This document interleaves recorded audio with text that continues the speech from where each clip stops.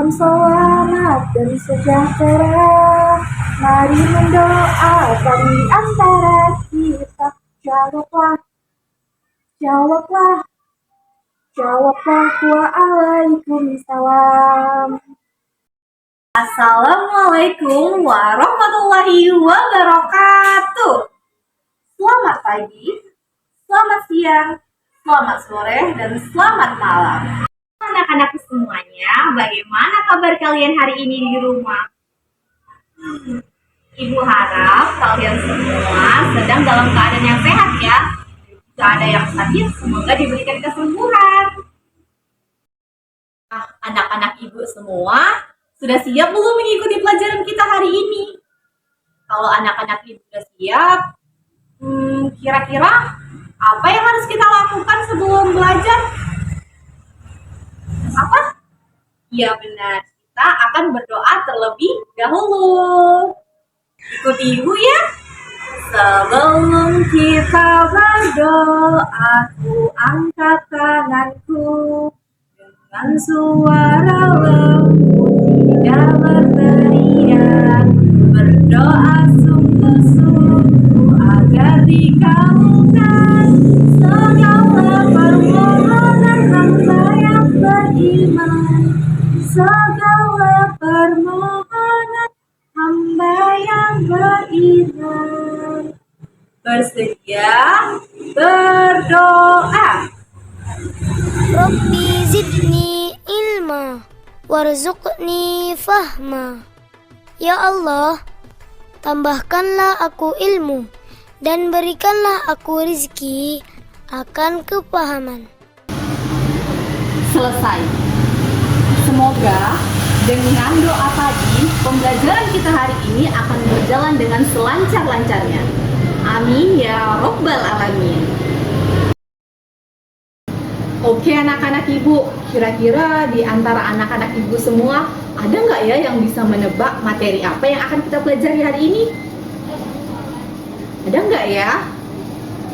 Nah, jadi materi yang akan kita pelajari hari ini tuh mengenai siklus air. Nah, ini dia kadinya. Yuk kita mulai pembelajaran hari ini.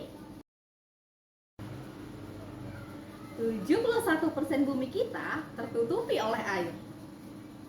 97%-nya adalah air asin. 3%-nya adalah air tawar.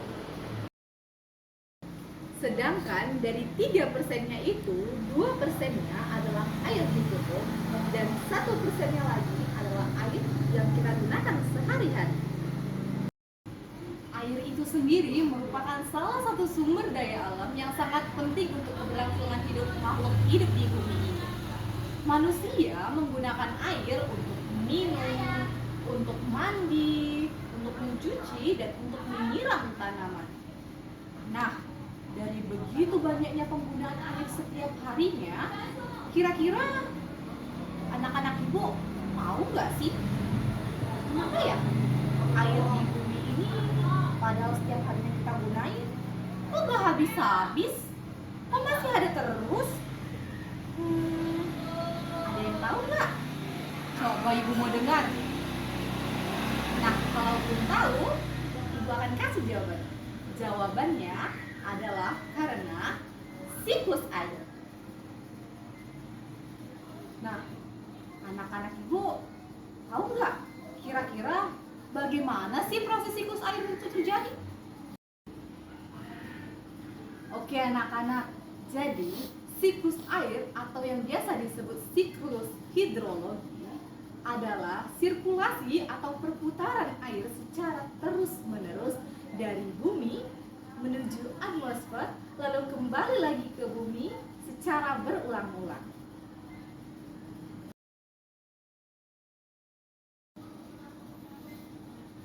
Air di sungai, danau, laut, dan perairan darat lainnya menguap akibat sinar matahari.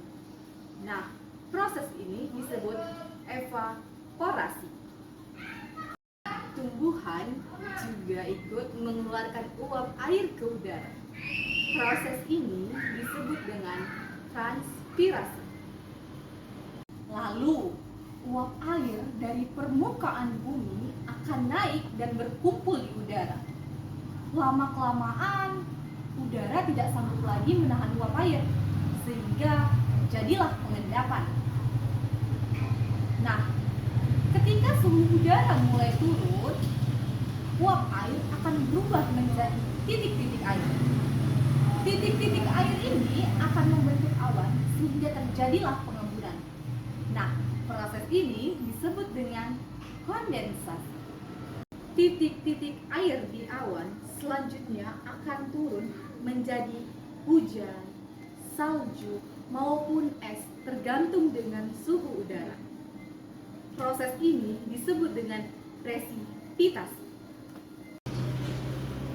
Air hujan, air es, ataupun air salju akan turun ke darat ataupun perairan. Air yang turun ke darat akan menyerap ke tanah dan menjadi air tanah. Proses inilah yang disebut dengan infiltrasi.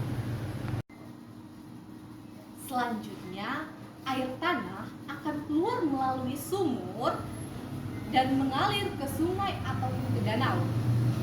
Air yang terjatuh di perairan akan menambah jumlah air dari tempat tersebut. Air sungai pun akan mengalir ke laut dan menguap kembali bersama dengan uap dari tumbuhan. Jadi anak-anak, beginilah proses dari siklus air itu terjadi. Bagaimana? Sudah paham belum dengan penjelasan Ibu hari ini? Sudah paham belum dengan materi kita hari ini? Kalau ada yang belum paham, Ibu punya satu lagu nih yang mungkin bisa membuat anak-anak itu akan hafal dengan siklus air. Ayo kita mulai lagunya.